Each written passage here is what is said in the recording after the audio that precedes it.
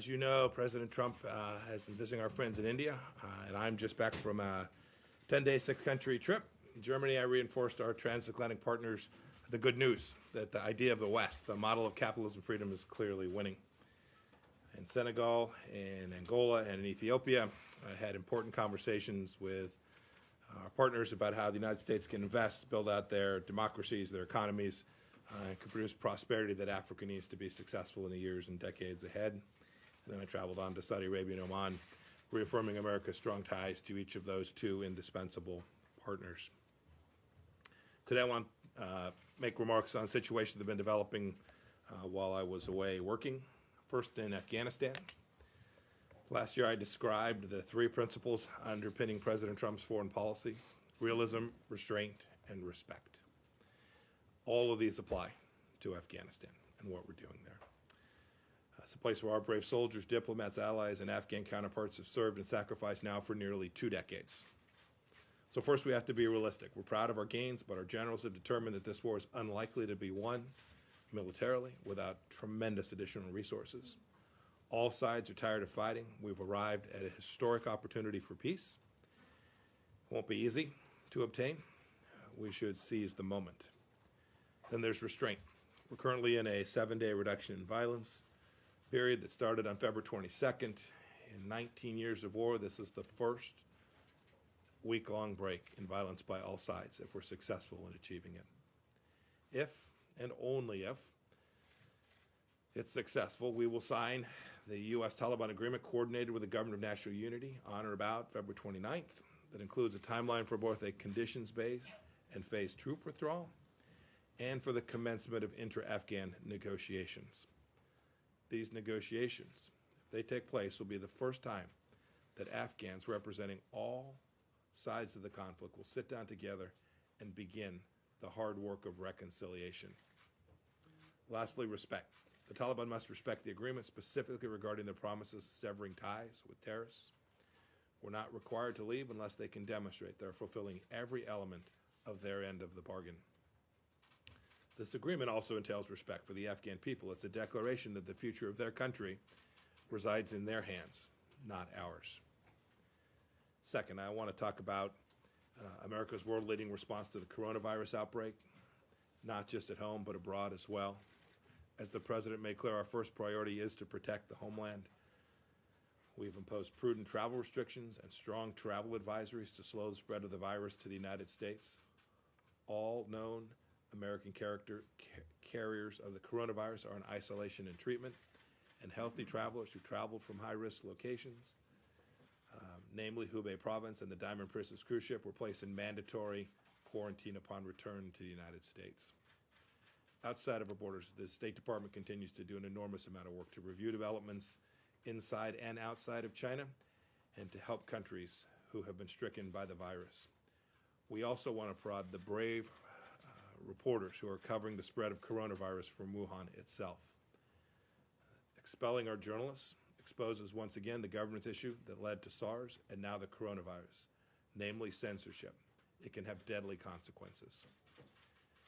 Had China permitted its own and foreign journalists and medical personnel to speak and investigate freely, Chinese officials and other nations would have been far better prepared to address the challenge. Similarly, the United States is deeply concerned by information indicating the Iranian regime may have suppressed vital details about the outbreak in that country. As of yesterday afternoon, Iran was second only to China in coronavirus deaths. All nations, including Iran, should tell the truth about the coronavirus and cooperate with international aid organizations. Staying on Iran, this weekend the Islamic Republic held another rigged parliamentary election. The United States heard the Iranian people's disgust at their government's repression. We've had people send in messages from all across the country. One Iranian said, quote, "I will not vote. Voting means that we give legitimacy to this corrupt regime. We won't cooperate with them in its crimes." Another said, quote, "I have not voted in my life, and I will not vote for this corrupt mafia system at all." End of quote. The United States stands with the Iranian people who continue to support their voices. These are people who are desperately eager to be heard in a free and fair election. I also want to speak briefly about the situation in Syria's Idlib province. The Assad regime's brutal new aggression there cynically backed by Moscow and Tehran, imperils now more than 3 million displaced persons, including, as we've tragically seen, young people. As we've said many times before, the regime will not be able to obtain military victory.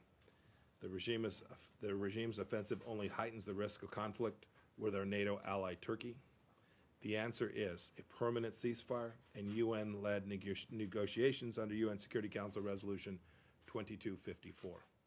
As President Trump said on Tuesday, we are working together with Turkey on seeing what we can do together. Finally, as I've said many times, and most recently during my meeting with Foreign Minister Lavrov in Munich, meddling in our elections is unacceptable. The Trump administration will always work to protect the integrity of our elections, period, full stop. Should Russia or any foreign actor take steps to undermine our democratic processes, we will take action in response. And Russian election interference isn't a problem unique to America. Russians have been sowing division and distrust among citizens of the United States and other countries, from Belarus to Zimbabwe. I'd love to see you all report more on that. I think we've covered pretty much everything that I wanted to speak about today. I'm happy to take a handful of questions. Thank you. Good morning, Mr. Secretary. Matt. How are you? Well, I'm doing very well, thank you. Welcome back. Thank you. One, very briefly, I just wonder if you have any thoughts about the passing of Hosni Mubarak in Egypt. And then secondly, and more perhaps newsworthy, on Afghanistan. And I realize there's a bit of a hypothetical element to this, but presuming that we get to Saturday, the deal is signed, and the inter-Afghan talks begin, are there red lines for this administration other than the renunciation of terrorism for those talks? By that, I mean, do women's rights, respect for the Afghan constitution more broadly, if those are not agreed to by the Taliban or in those talks, does that mean the whole thing, the whole deal collapses? Matt, thanks. So first, respect our condolences to the family of Mr. Mubarak. Our mission set there has been to work with the current government to develop a better partnership with Egypt. We continue to work on that. As for what the inter-Afghan negotiations will yield if we get to that point, I think we're all eyes wide open about the complexity and the challenges. There's a reason it's been this long since they've sat at the table together. They have deeply divergent views, but I am confident that the wide range of persons who ought to have a seat at the table and who ought to have the capacity to yield an Afghanistan government that is formed out of this consensus will address all of the issues that you discussed, right? So we have our deep counterterrorism interest there, making sure that the homeland is never attacked. It's one of the central underpinnings of what President Trump has laid before us. And then our mission set is to make sure that the Afghan people come up with a solution that is an Afghan solution to the problems that have plagued that country for more than 20 years now, for an awfully long time. We'll certainly be there, be led by others, but we'll be part of that conversation. And our mission set is very clear. We want to assist and provide structures so that the Afghans can ultimately get an outcome that is led by Afghanis, driven by Afghanis, and is a long-term solution that all of the people of Afghanistan can live with. And they have all the rules, all the constitutional norms. Our hope is that when they sit at the table together, that they can grind through the broad range of issues that confront this country, whether that's the security situation, the economic situation, all the political dynamics that are at play there. It will be arduous, it will be complex, but it has to begin with a moment where the Afghans all sit together and begin to hammer out a consensus for their own nation. Secretary. On China, you have issued a strong statement to condemn China for expelling the Wall Street Journal reporters. What are the options being considered by the United States to respond? And what is your take on this headline controversy that some of the Wall Street Journal's China staff has asked the paper to apologize, and a headline which was considered by the Chinese government as racist? Separately, if I may, on coronavirus, is a coronavirus outbreak affecting the preparation of the expected U.S.-ASEAN Special Summit? Thank you. Mm-hmm. So with respect to the decision that the Chinese Communist Party made to expel 3 Wall Street Journal journalists, we've made a statement, we've condemned it. We've condemned it because it's the wrong thing to do from a perspective of freedom. We've talked about reciprocity and what Chinese media outlets have access to or permitted to do here in the United States. That is not the case for U.S. media outlets, or for that matter, not other non-Chinese media outlets inside of China as well. So there's an important principle there that we want to defend. But second, it's also incredibly important that we get accurate information about what's taking place there with respect to the coronavirus. This data set matters. This information matters. The tactical situation on the ground matters, not only to assist us in helping the Chinese people, which we are committed to continuing to do, but to make sure that we are helping citizens all across the world, including citizens right here in the United States. So we think that information flow inside of China is at a critical moment. It's always important that we get good information, that there's free press everywhere, but it's especially essential at this time where data and information matter because they provide things that go beyond anecdote so that we can respond in a way that meets the actual threat, not based on anecdote and rumor. I don't want to get ahead of what our policy options are that are being considered. We're looking at a broad range of things. We will take the appropriate action, and if necessary, we'll make sure that the president also gets a chance to weigh in on this decision as we move through our decision-making process. And then I don't have anything to say. The ASEAN summit is still, we're working our way through it for I guess it's the second weekend in March in Las Vegas. Thank you. May I follow up on that first? Yes, ma'am. And Mr. Secretary, you were suggesting in your answer to Matt that this has to be an Afghan-led solution once the negotiations take place. But President Bush, Laura Bush, and the entire administration, the State Department here under President Bush, made it very clear, as did the Obama administration, that women's rights had to be guaranteed under an American commitment to the women of Afghanistan. And having traveled there in the 90s under Taliban rule, I've witnessed what it was like for the women under Taliban rule. Would all of the blood, sweat, and tears of of this horrible war have taken place if not for some of those horrible procedures by the Taliban? And so, are we prepared to? I'm not sure I understand your question. Are we prepared to? What terrible procedures? I mean, the human rights abuses against half the Afghan population, as well as the terrorism base, of course, that led to 9/11. So, are we prepared to withdraw and let the Afghan government and the Taliban reach conclusions that disadvantage women, despite the American commitments under two administrations to the women of Afghanistan? Yeah, our mission set there has been much broader than that, and it continues to this day. It's deeply consistent with what you just spoke to.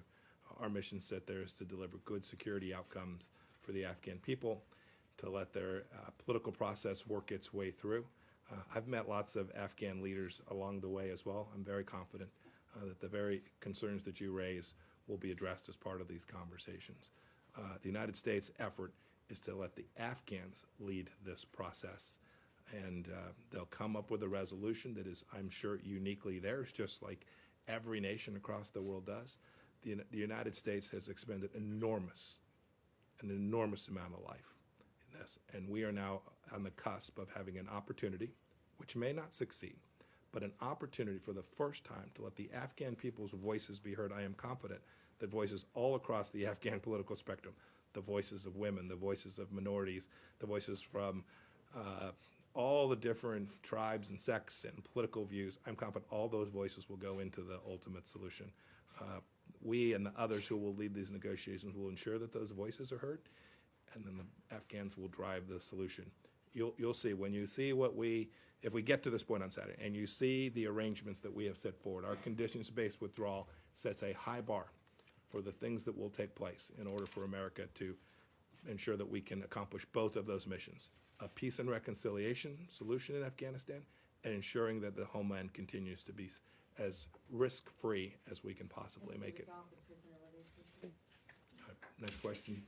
I'm not ignoring the prisoner release issue. Okay. It's an important one. We'll work our way through it. You'll see, if we get to that point on Saturday, you'll see what we have accomplished so far, and then you'll see our proposals for how we would proceed Thank you. after that. Thanks. Hey, Mr. Secretary, Hi, Rich. Is there a role the United States can or should play in these competing claims to the Afghan presidency? Yeah, we have the security role, right? Our lead function there is to make sure that there's an Afghan, our commitment is, right, there's an Afghan constitution.